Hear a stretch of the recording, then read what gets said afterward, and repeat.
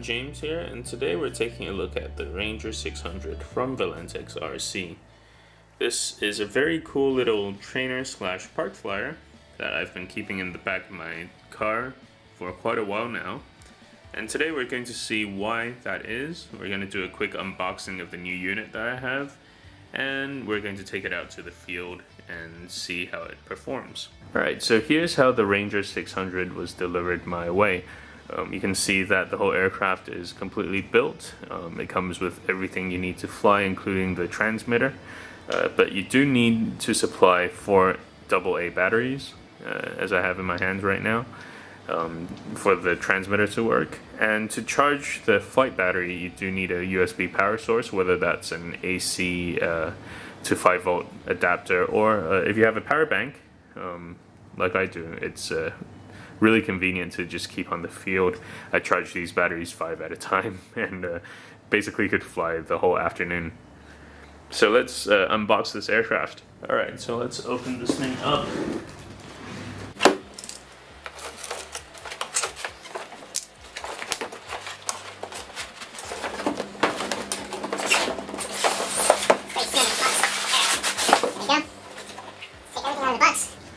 There's the manual. You have your 2.4 gigahertz transmitter. Bag of accessories, that's the battery, the charger, and the extra prop.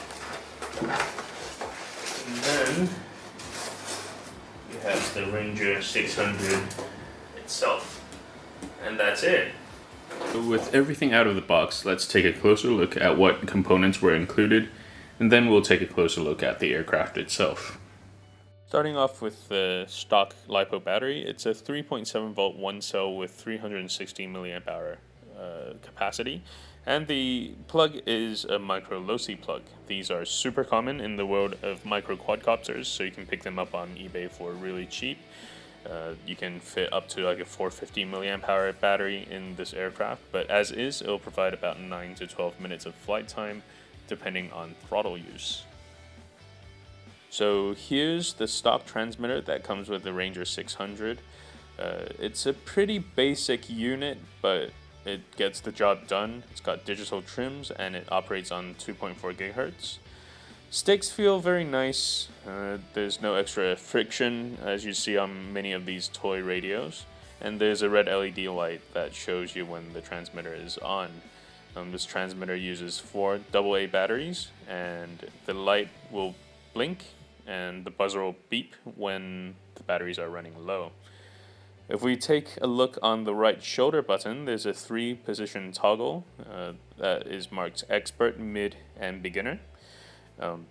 This toggle controls the gyro on board the aircraft. In Expert mode, the gyros are turned off. In Intermediate and Beginner modes, the gyro is turned on. But the only difference being that in Intermediate mode, you get more of a flight envelope than in Beginner mode. Now that we've taken a closer look at the transmitter, let's take a look at the airplane itself. If we take a look within the fuselage, you can see that on one board there are 2 servos that are built onto the board, and the board also acts as the ESC, the receiver unit, and the gyros themselves. Moving on to the wing, you can see that there are ailerons, but they don't actually function because the aircraft has plenty of dihedral and the tail is effective enough to roll the aircraft. Prior to making our first flight, let's make sure that all the systems on the aircraft are working. And to do that, we need to take our fully charged battery and plug it into the main power cable. And then we're going to turn on the transmitter. It's going to beep at us. There we go. That means that the aircraft has paired. What we're going to do is we're going to move the control surfaces around, make sure that they are responding in the right direction, which they are. And I'm going to turn on the gyro. And I'm going to move the plane around, make sure that the servos are responding to attitude upsets on the aircraft. And then we're going to test the motor. What we're going to do is we're going to cycle the throttle. So we're going to push it up and then down. That will arm the throttle. And then we're going to push it up a little bit to see if the motor is working, which it is. Now all we need to do is to place the battery inside its compartment. It sits like that. And we're going to push the wires in a little bit while making sure it doesn't really interfere with the servo. And we're going to secure the canopy, and we're good to go.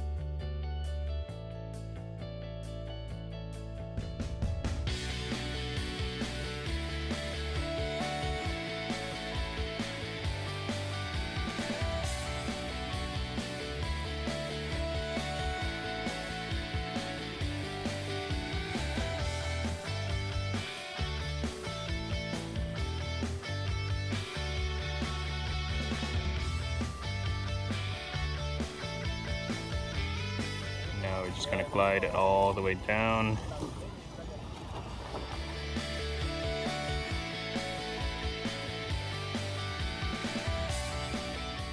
So I hope you guys have enjoyed watching the Ranger 600 in flight.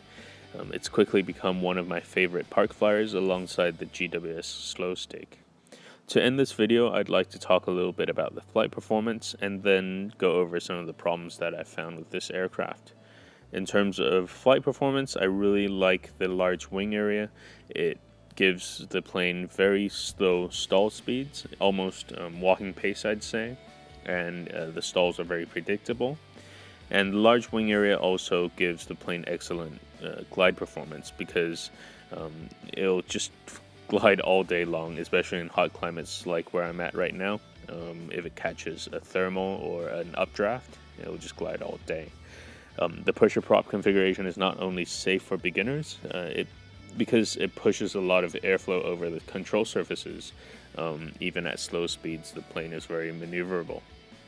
In terms of the gyro, the system is very well tuned. You don't get a lot of excessive gain, so in high winds it doesn't jitter, and you get the option of turning it off, something that you don't see with a lot of similar systems.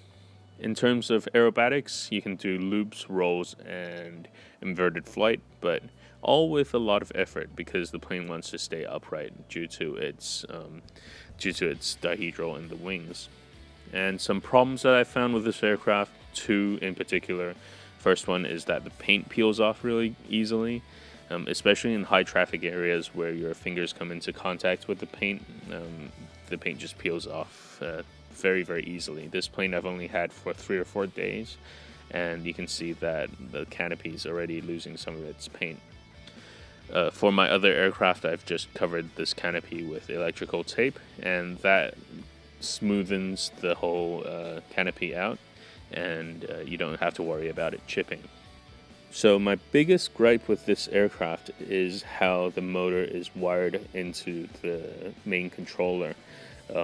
You see these motor wires run underneath the wings and onto the all-in-one board, and they're actually soldered onto this board. That means that to service the motors, because these things do wear out, you have to actually cut the wings out of the fuselage and desolder the wires, then solder in new ones, and then replace the wings by gluing them in again. And it's just really hard to get right. I do understand why the vendor went this way, because it's easier to assemble this aircraft at the factory. But hopefully they'll listen to this comment, because if they make the wings removable, it will reduce the size of the box that this thing is shipped in, and that will reduce a lot of costs for the factory. Another thing is that if you can remove those wings, then it's less likely that you'll drop groceries on it if this plane resides in the trunk of your car, which it does in mine. So that's my biggest gripe with this aircraft, but all in all, no product is perfect. I hope the vendor will listen, though, and try to perfect this aircraft as much as they could. So I hope you guys have enjoyed that unboxing and review and rant of mine. And if you have any comments or questions, because this is my first spoken review, then please let me know by commenting down below, or visiting my RCGroups review, which I'll post the link down below as well. Thank you for watching.